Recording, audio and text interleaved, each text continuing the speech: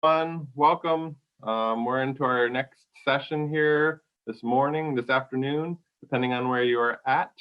My name is Tikon Galbreath. I'm the Technical Assistance Specialist up in the Alaska region.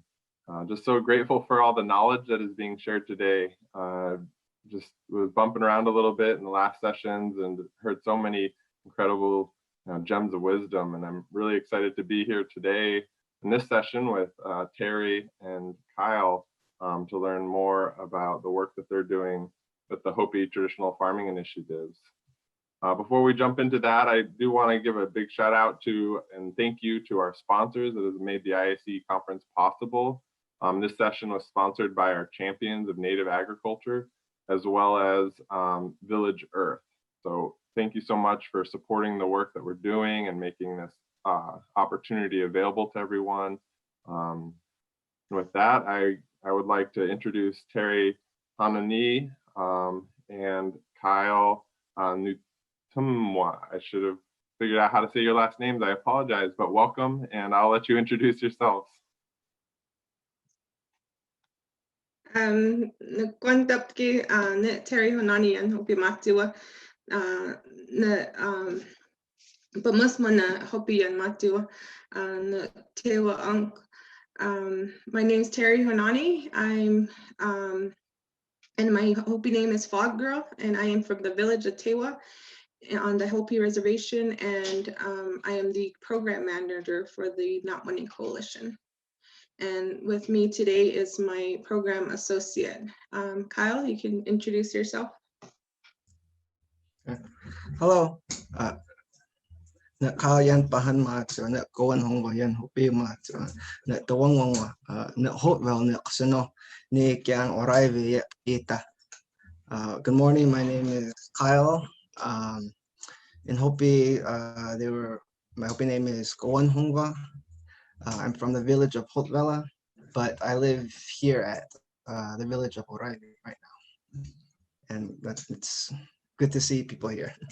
Good morning, everybody.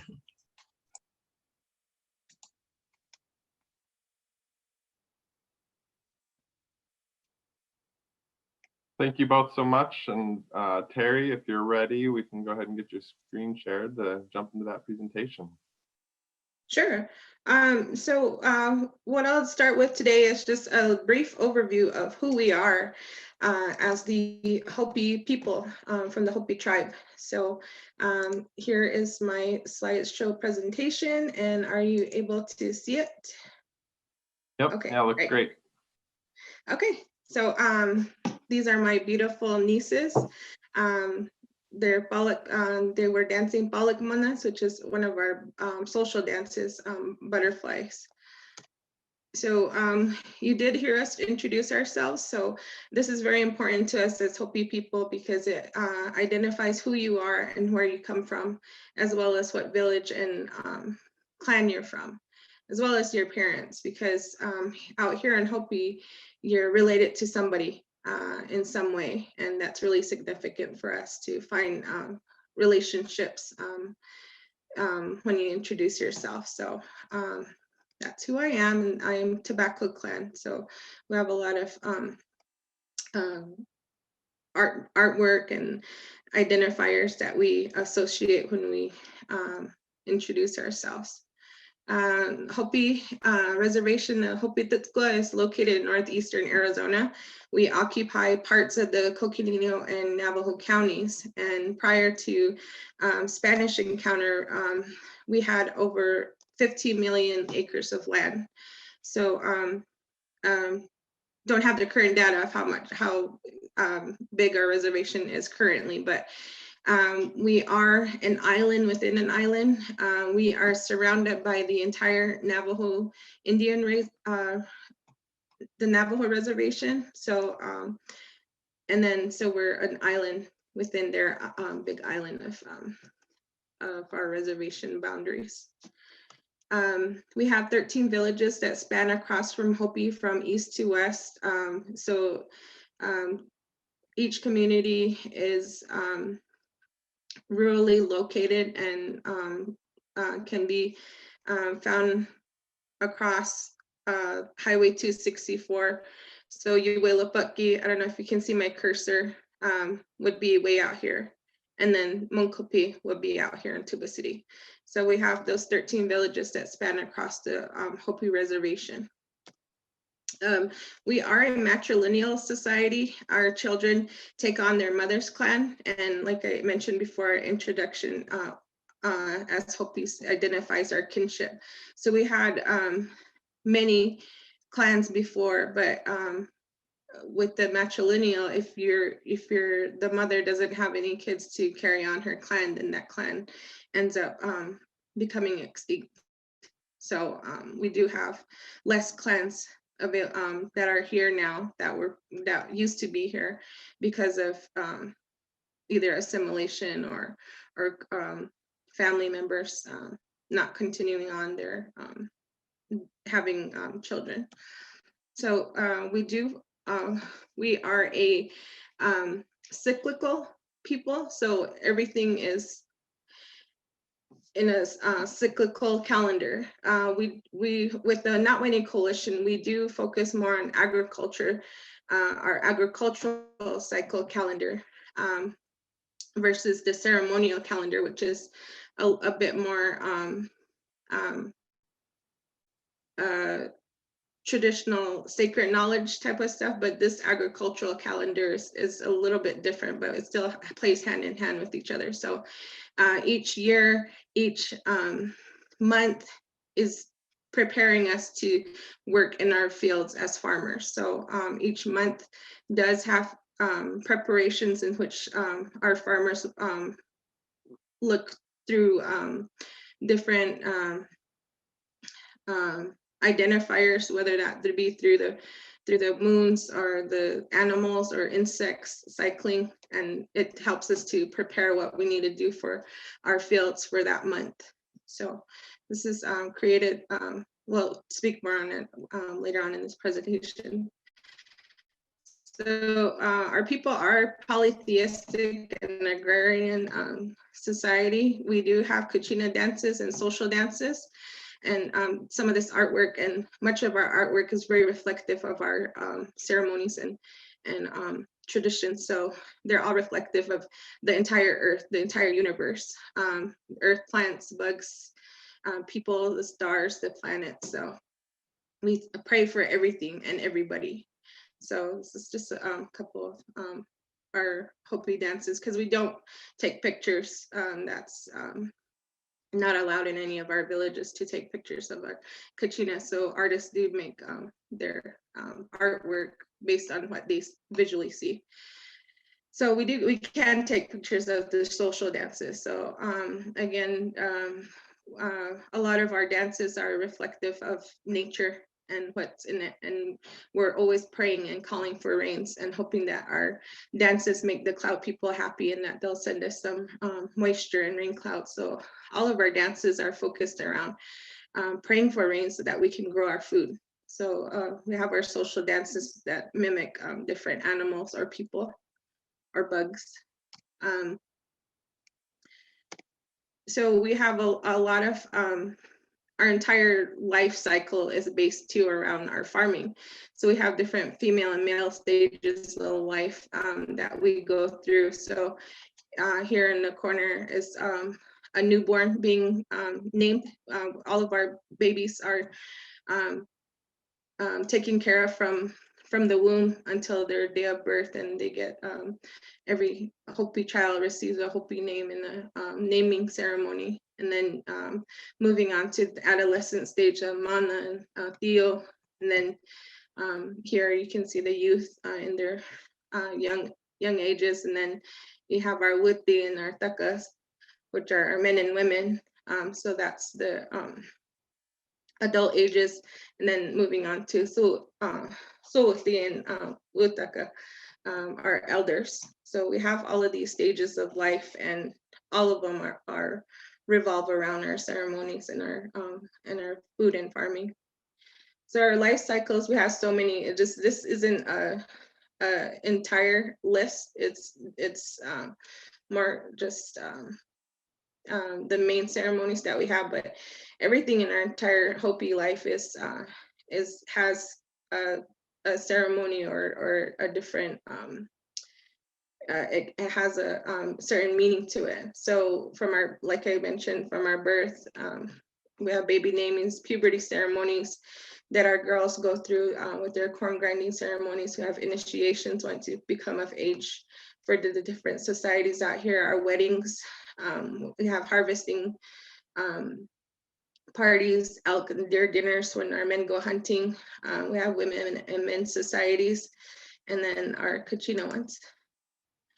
And then another form of prayer and is through Hopi running, to make us, our bodies healthy and vigorous, and to physically sacrifice ourselves to with our prayers through running. So we have foot races, we have racing kachinas, different ceremonies have their snake and flute dances, which have a run associated with them. We have basket dances that the women dance for, and they have a run, clan runs, kiva runs. Then more recently is commemorating the Pueblo Revolt of 1680 that happens every fall. So I'm sorry, my internet sometimes is unstable out here, so just bear with me. And so back to our calendar, we are in the month of Galmoya. So each month we post on our social media as well as our website and different areas of what it is for that month, what the month means, what kind of activities as Hopis in your farming or field that you're supposed to be doing. So Galmoya is a time of rest. So we give the earth time to rest during December. We don't disturb her. She's been providing for us all year, and we give her the month of December to rest. And so this is a time to be still. Different other reasonings behind December are, have to do with ceremony and spirituality. It's a quiet time because the earth is thin, and the border between this world and the underworld below is very thin, and you don't want to fall through or bring something up that you shouldn't. And so it's just a time of quiet time, reflection, and rest. And so this brings us into my next slide, more about what the Natwani Coalition is about. So we are a nonprofit organization, and we are a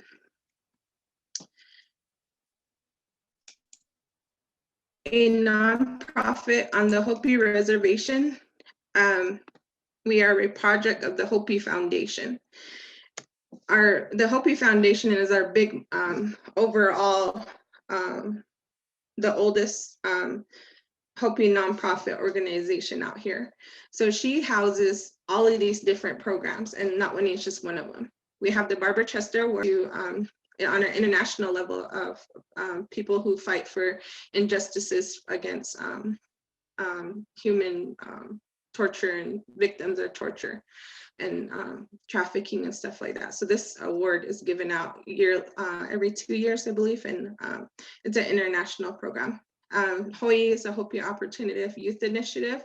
They do a lot with community work and trying to get our community programs to work together, as well as a lot of work with data, which is really important when it comes to doing any type of nonprofit work.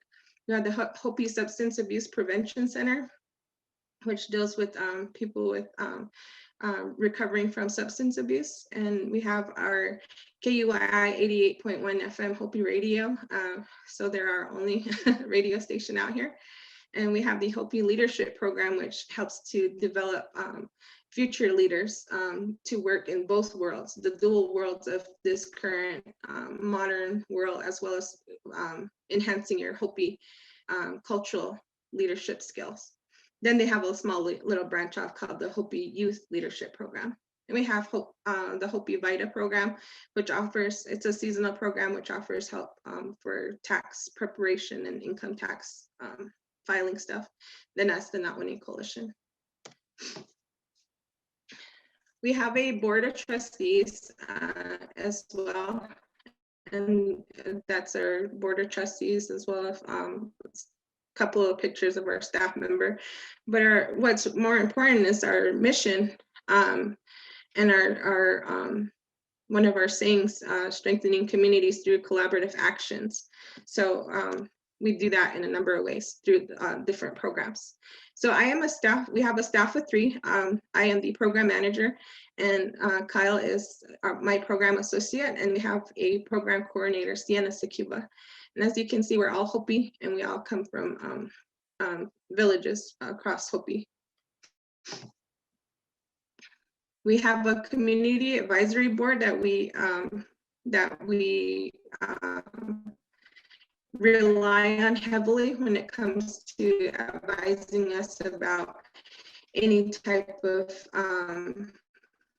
cultural advisement,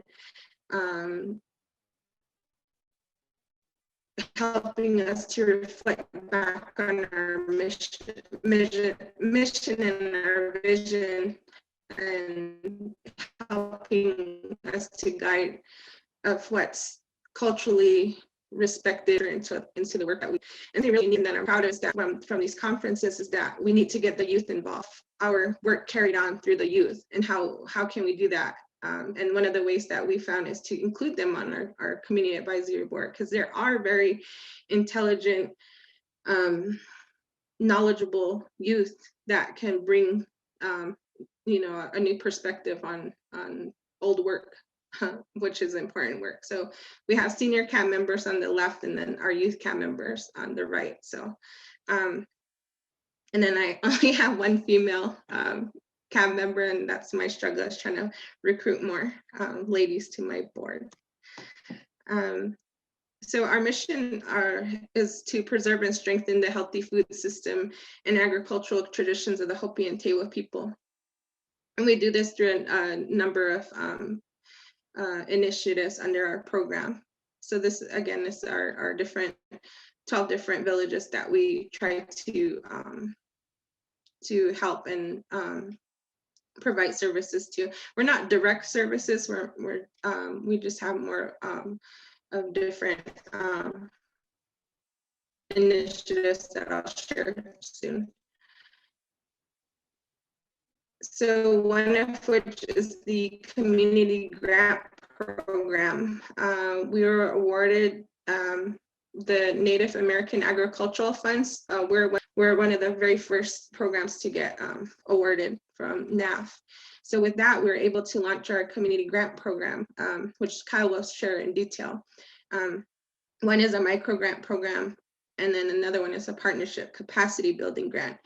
So the micro grant is more focused on individuals who want to launch a small project with the proposed budget of between $500 and $2,000, whereas the partnership is more for established community programs like tribal programs or other nonprofits. So this one is bigger. So their projects could have a bigger budget of $10,000 to $25,000. So we broke them up into 3 different cycles, as well as incorporating our Hopi culture into it. So we have different seasons out here on Hopi, doing preparations to plant the seeds that do take longer to grow. Then we have our big planting, which is when we plant our big, huge fields of corn and beans and squash. Then we have our harvest, which is trying to gather everything that we grew over the summer. So we used those cycles, and that was just our theme. So you didn't necessarily have to propose a project that had to do with those cycles. It was just a nice name to incorporate into our community grant program. So these are just a few old pictures of previous projects, spring restoration, creating fields, getting equipment for their tractors to plow their fields, or establishing windbreaks, or restoring different waterways. So there's so many different creative projects that people have come up with and proposed to get funding. So another one is rainwater harvesting. So a lot of our, with our mission, we're trying to still stick with our Hopi traditional farming practices, but we also want to encourage innovative strategies of growing, which aren't going to be detrimental to our culture or detrimental to our environment. So one of those innovative ways are rainwater harvesting off of the roofs. So we are very dry out here. We only get like 6 to 10 inches of rain each year. So we have to, every drop of water is precious to us out here. So this individual is able to create a rainwater harvesting system for his house to collect rainwater, which feeds into his field. A lot of our projects are young individuals who never ever had a field of their own. So this is one way in which they're trying to get started. So this individual began his very first field, which you can see started from nothing. So he's able to purchase the tools and the equipment that he needed to actually hand plow his fields. So a lot of the work that we do out here doesn't necessarily come with a tractor. Everything is very hard work and laborious. So he incorporated his son and his family members to help clear that plot of land for their field. So right here is the village of Pacovie, and one of their creative projects was to do vermicomposting. And I've never heard of that before. And if you don't know what vermicomposting is, I'll show you a quick video here. This video and the next video. They also did a seed start project.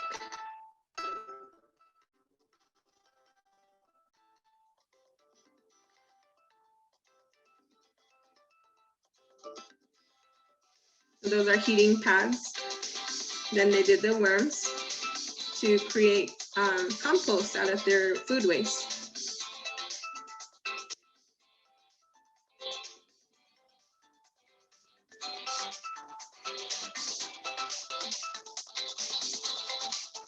So all of those plant starts went into their terrace garden.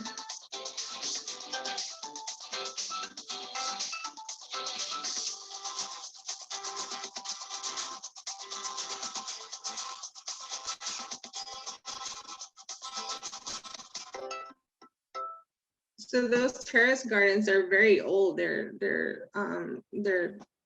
go back to when those villages first started. So the work of those village members are prolonging the life of that terrace garden that has been there since the inception of that village. Village of Tewa, here with their project, they were able to create a garden core team. So they were able to educate and create more growers through their program. So they all learned how to do backyard gardening through a method called lasagna beds. So I'm pretty sure you've heard of that method. Then Ancestral Lands was able to create a Hopi farm crew, and they were able to employ several different youth individuals to grow food on this site and then distribute it to their members who work out on hitches. They're called about 10-day hitches, and they're able to provide them with fresh produce, as well as work in different people's fields and gardens to help, mostly elderlies who aren't able to do the physical labor themselves anymore. So this is another one that was proposed. So we got the idea from the village of Pacovie to provide a technical assisted workshop of vermicomposting. So we got to learn about worms, which are red wigglers.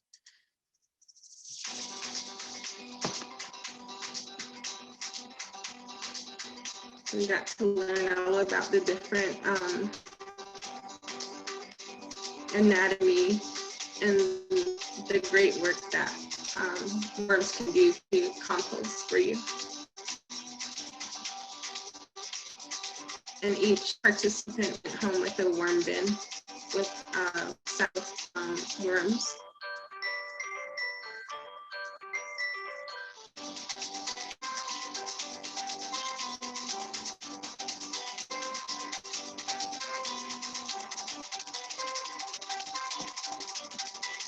So we try to incorporate technical assistant workshops that are organic and don't harm the environment or food, pesticides, or stuff like that. So we try to do a really like organic type of workshop so that we don't hurt our environment. So we are born out of the Hopi Community Food Assessment, which was created in 2004. So we're the individual, and Andrew Lewis was the person who conducted the first Hopi Community Food Assessment. And if anything, data is very important when you try to create a program and then start creating initiatives, and then what kind of services you're going to start providing to your community, because we go by what our community wants, and we listen to their voices, and we can capture those through surveys. So the Hopi Food Assessment was really important, and we're awarded a grant this year to redo our assessment. So 16 years later, we're currently have our new survey out, collecting new data 16 years later, so we can adjust our program deliverables or initiatives to address the current needs that people are wanting this 16 years later. So one of those initiatives that came out of that food assessment was that our Hopi people wanted to be able to gather and talk and have conversations around our food and farming. So we have a biennial years. So our last one was hosted in 2019. So we'll have another one in 2021.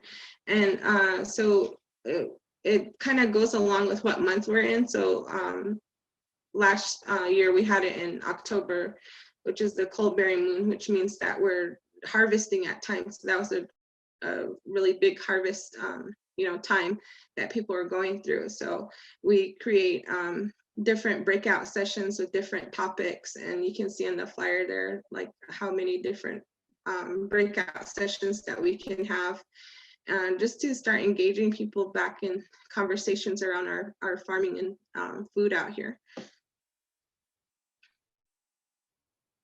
We have a historical Hopi agricultural photo exhibit, which my predecessors were able to crisscross they were luckily able to crisscross the historical photos of Hopi farmers.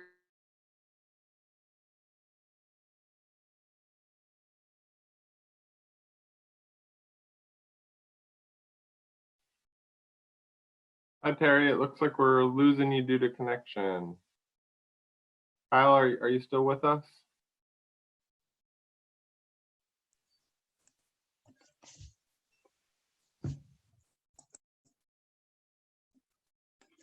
Yes, I'm right here. Maybe while she gets her connection sorted, do you want to jump in and share some of, oh, look, she's back. You're still muted, Terry. Yeah, you're muted. Terry, if you take your video off of yourself, yeah, I can turn it off. That could help. Okay. All right, so it's terrible. Our internet out here is basically one step above dial-up. So we lost your screen share too, Terry, so you'll have to start that up. There you go. Okay.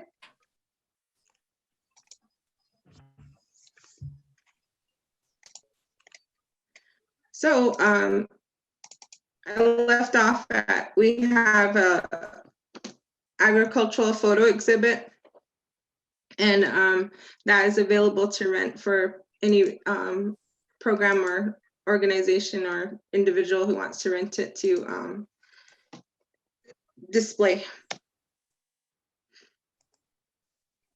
So a lot of what came out of the survey too is like, what can we do to get our youth involved back in farming, or at least interested in it? So my predecessor is actually my sister. So she was the program manager of the Natwani Coalition.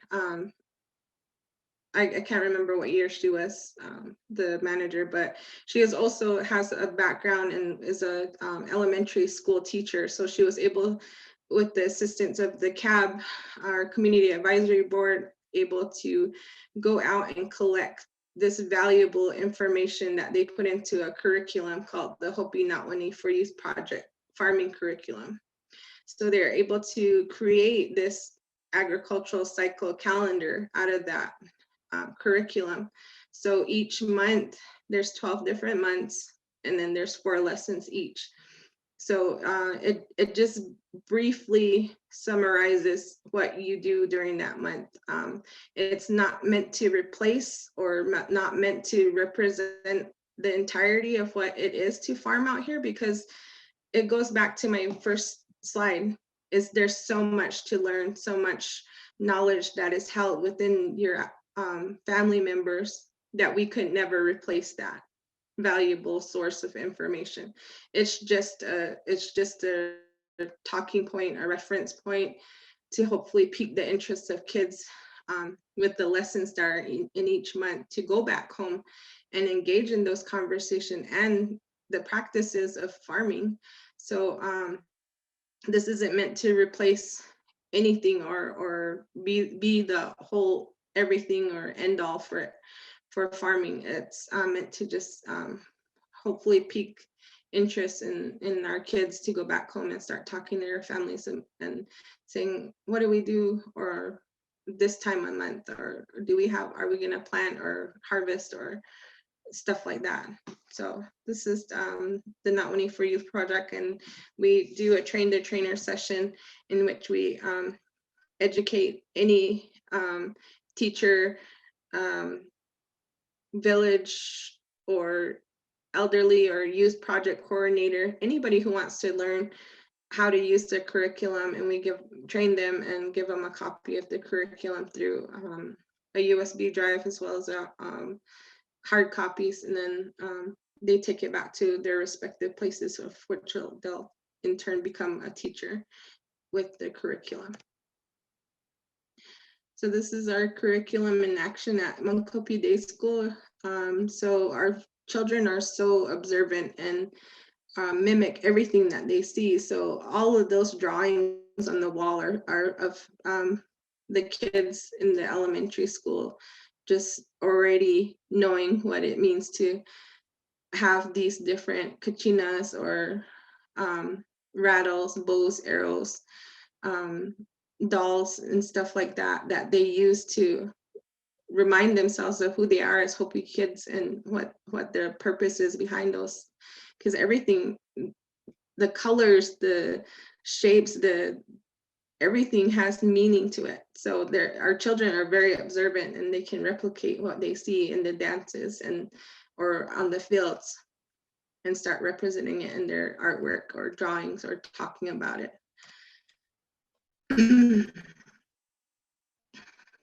So out of that curriculum, when we started Natwani back up again in 2019, we're able to create monthly meeting posts, and which was very helpful, especially during this pandemic, because everybody's online now.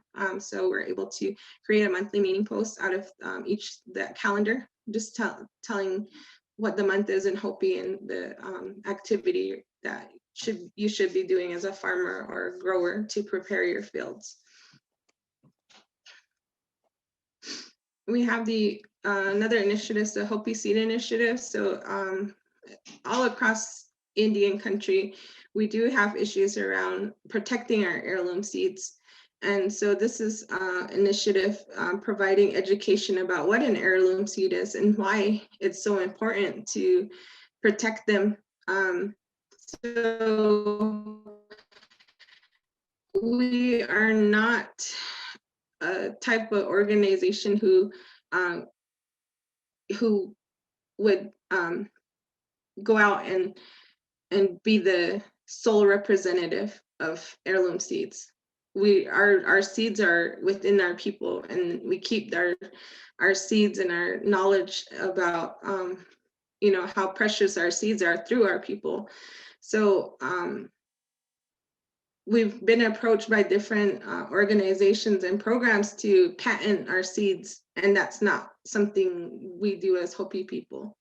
Our seeds are living, breathing beings. They're considered our infants, and when you try to put a patent on that goes into the U.S. government system and becomes the property of whoever's registering the patent. So our seeds don't belong to one person. So that's a struggle that we have to go through anytime anybody approaches us with, why don't you patent your seeds so that you can protect them? But that's the Bahana method of doing things, and that's not what we do. So what I mean by Bahana is that's the white man's way of doing things. So we don't do that. Another thing that we get approached by is about seed saving. So there are different programs and companies and things that approach us and say, we can create a seed saving program. But our seed saving is, again, within our people, within our women, the women of our tribe. So they are the seed keepers, and they have their own storage of all of these seeds, these important heirloom seeds, and they hold them for their family, and they in turn give it to the menfolk of their family to plant for them and continue on.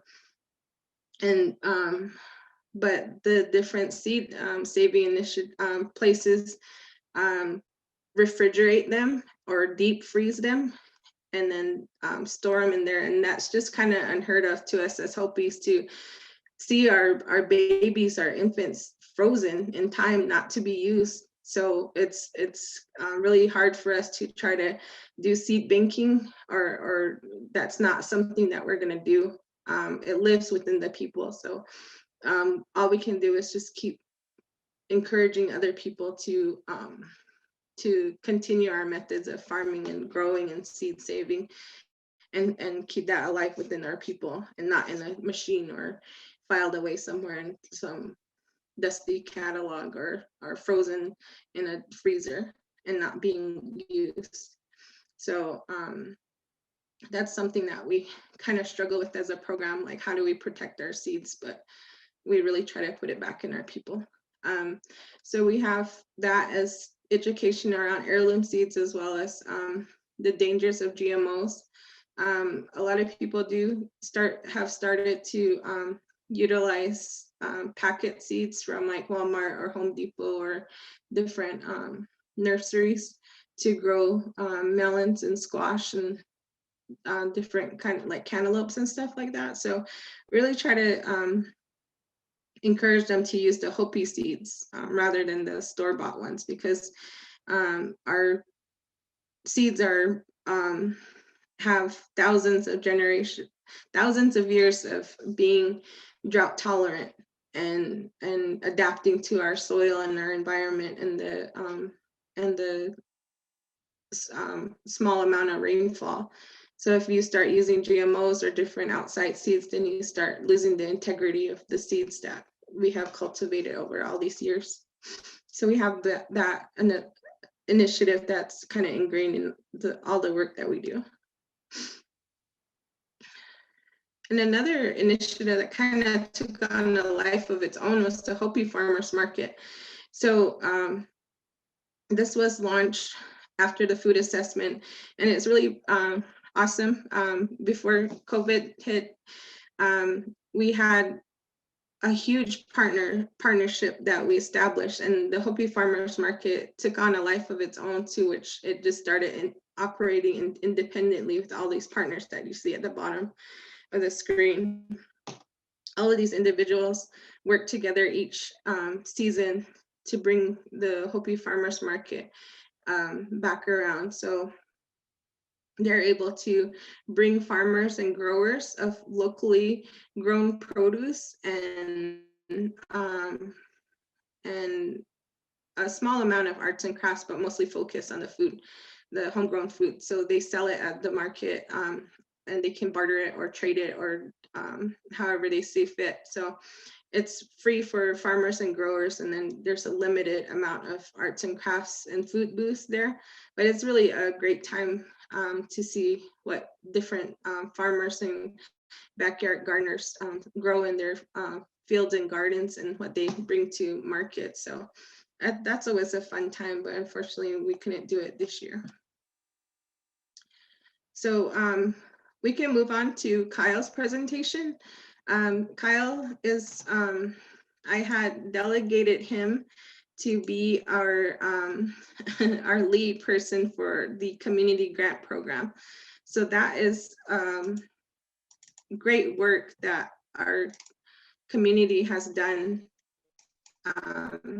in creating their own projects that they want to do around food, growing, and or either continuing on our food systems out here, which includes cooking our traditional meals. Okay, just tell me when to hit next, Kyle. Okay, like Terry said, it's called the Community Grant Program, so the 2020 Community Grant Program. And underneath that program, we had 2 grants available to the community. And like Terry said, the community micro grants, and then there's a partnership capacity building grant. And then they're listed the 3 cycles like Terry mentioned before, and beneath them is just all the grantees that we have from this year. You can go ahead and move on to the next.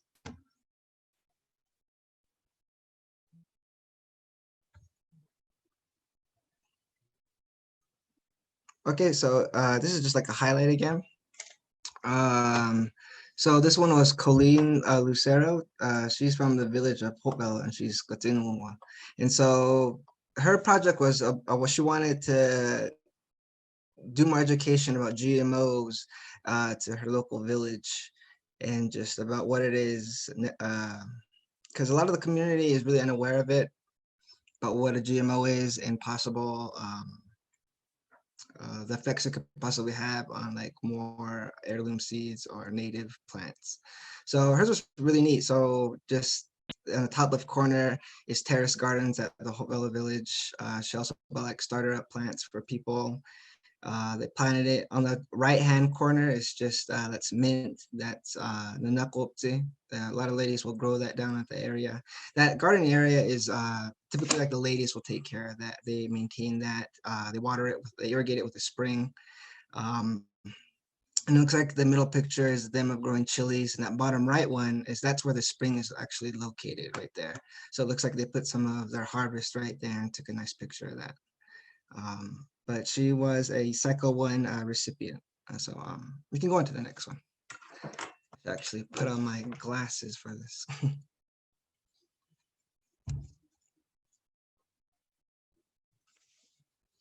So this one's just Delano Nevias Dewa. He's from the village of Tewa, it's First Mesa. He's Corn Clan, and he was part of the cycle 1. So his was just expanding his orchard he has. It has Sepalotoke, so that's apricot tree. So on the left-hand side, that right corner is like what he looks like, what he already had established, those trees. In that middle picture looks like transplants. And then the far right is kind of more later on through his project. So this was pretty neat. More people are getting more involved back into tree planting and transplanting, pruning and things like that. For a while, it seemed like it was kind of getting like a lost art and skill out here, but looks like it's starting to be revitalized. So you can go on to the next one.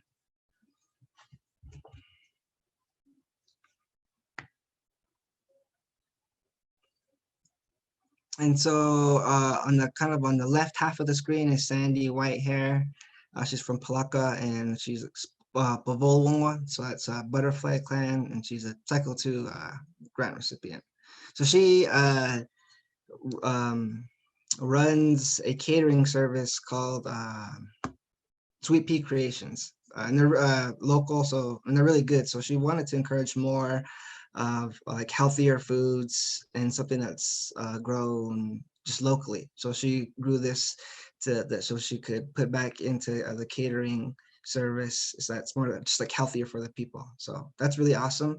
In that middle picture on the top side, you see those people in the neon vests. So she actually was able to get help from a nonprofit organization, and it helped her do a lot of like building the lasagna bits. That's what her project was, building a lot of materials and constructing those. So they helped her a lot. So this was real cool because you got to see kind of the community come together and do this type of project.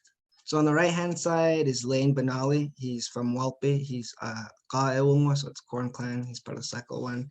So ranching is also included in this grant program. You don't see a whole lot of that, but this year compared to last year, anyway, I think there was some more. So what this person did, I believe was a beginner rancher, and was getting more and more involved into it, diving more into it. And so he used the funds to help get some cattle. And so you can see those two pictures there. And so that's one of the things that did qualify as something you can spend the funds on. So you can go ahead and move to the next one.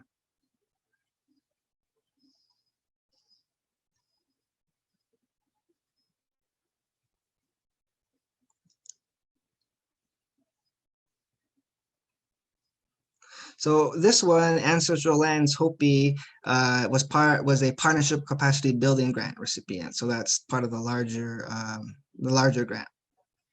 And so Marshall Messias is the director of that, of the Hopi sector of Ancestral Lands. And so they mainly just help support local farmers in almost in any way they can, and to help support like healthy living too. So a lot of the work you see here is done at within the community at across the Hopi Reservation, just helping the community members enhance their agricultural skills and their abilities, and just to expand on actually what they're doing.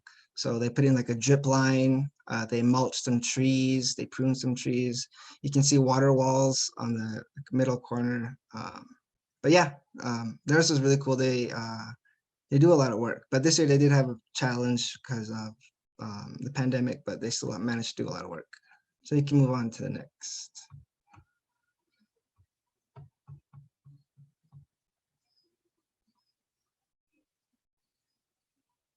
And so this one, Arvis Myron, is Bakapungwa, that's the Reed clan. And this was located in Pasture Canyon in Arizona. So that's about some 50 miles from the west side of Hopi, from like, if you look at the map, we have a little dot, and to the west of us is an even smaller dot, and that's also Hopi land. That's where Pasture Canyon is located. So where they're at, you can see it's obviously in a canyon and there's water. So they have a lot more water there, so they're able to irrigate. But with irrigation comes also challenges. And where this person's field is located, it's actually way further up where the streamline is. So further on down, people will irrigate their fields from that same water. So one of his big responsibilities is to maintain that so it's clean and it can flow properly. So that was a big part of his project. And so he did a lot really good this year with his field. You can see beans, you can see the corn he harvested. By the way, these little the image you see on the right-hand corner, those are just posts from our social media. So you can also find this on our social media. I can move on to the next one. Oh, I think we lost her. I think I can share the rest. Are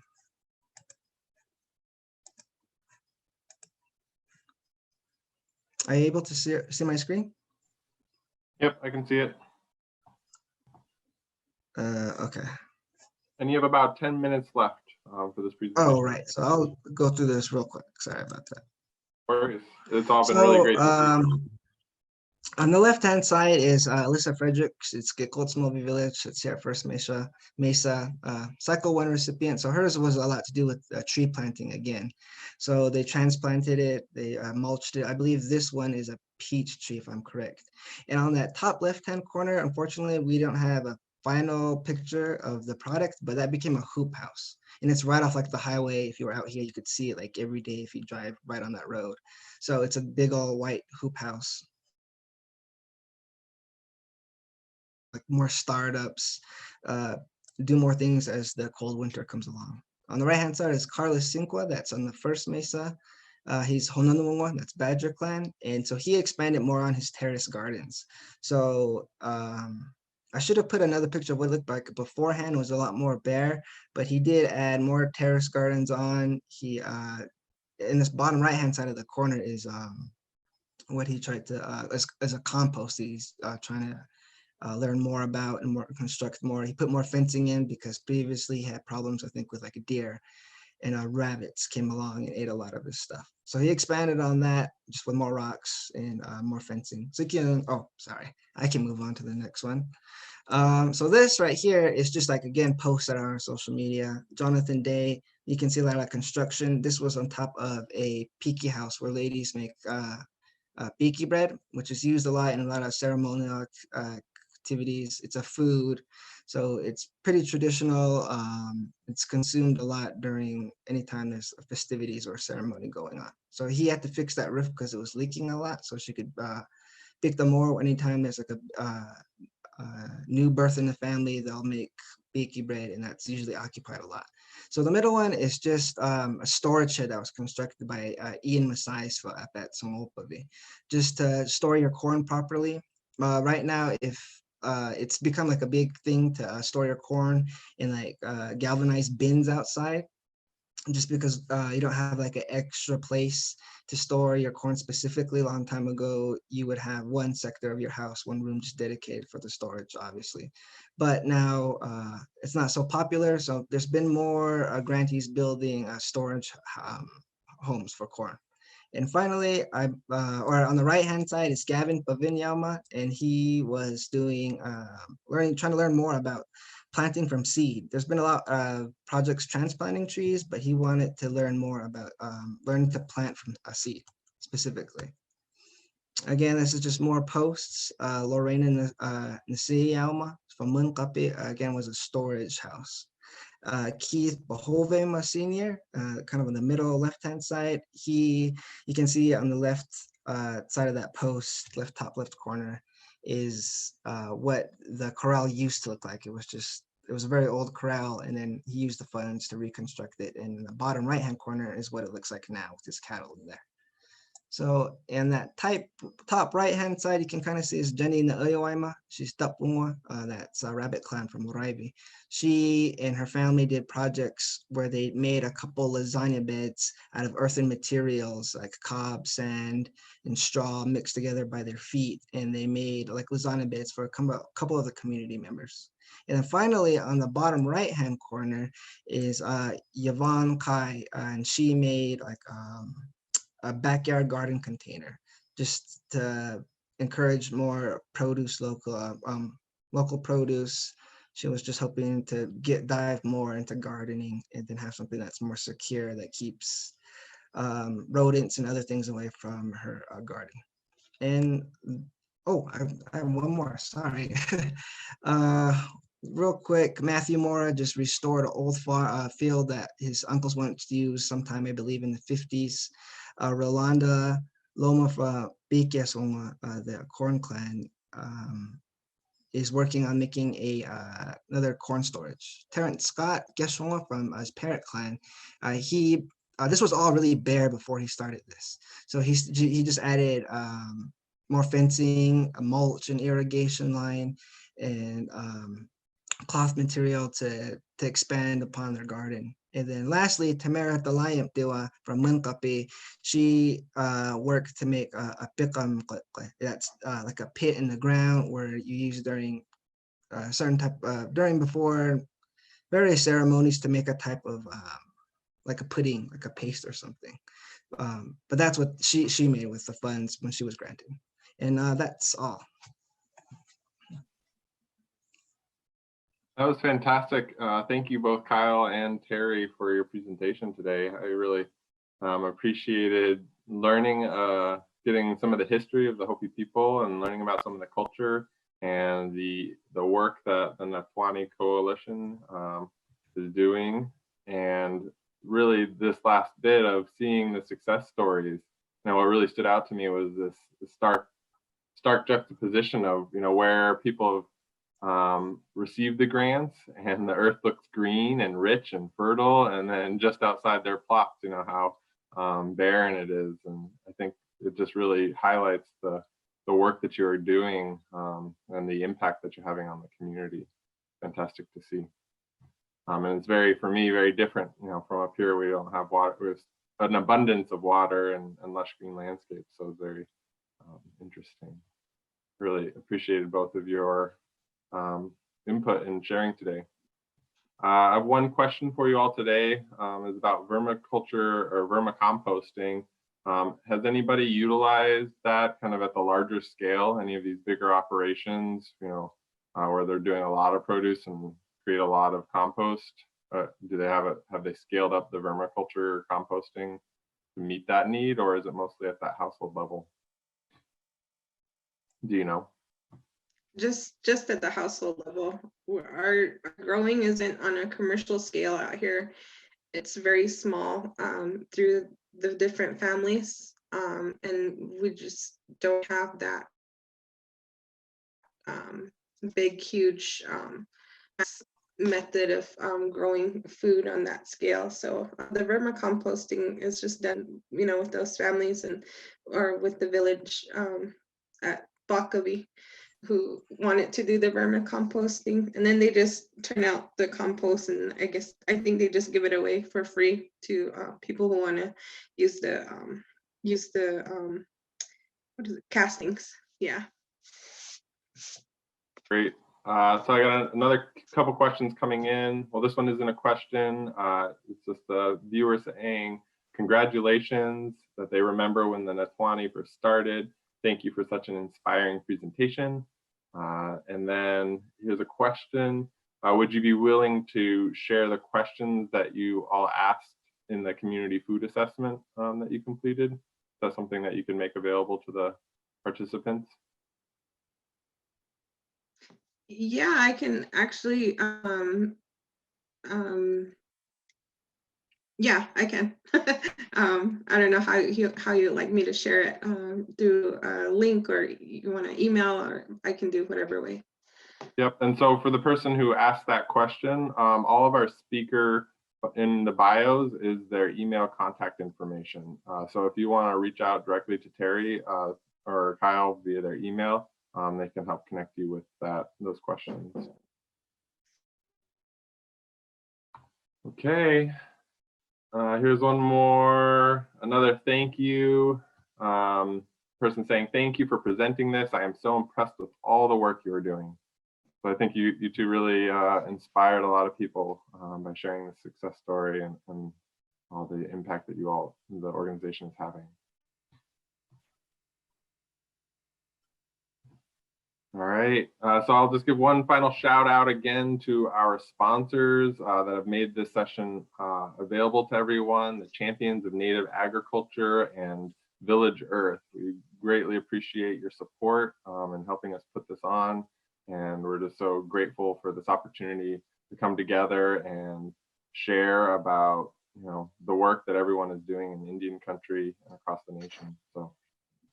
And thank you, Kyle and Terry, again for your time and sharing your wisdom. And I really appreciate being on the session with you today. Thank you.